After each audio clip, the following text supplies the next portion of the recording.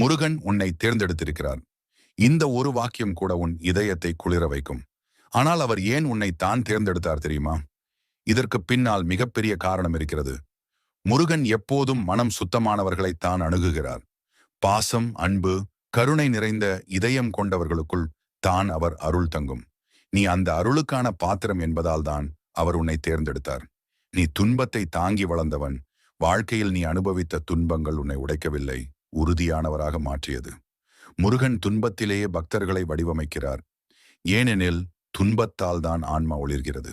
அதனால்தான் அவர் உன்னை தேர்ந்தெடுத்தார். நீ பிறருக்கு சிறந்த உதவி செய்பவன். உன் குரல், உன் பாசம், உன் செயல் யாருக்கோ நம்பிக்கையை கொடுக்கிறது.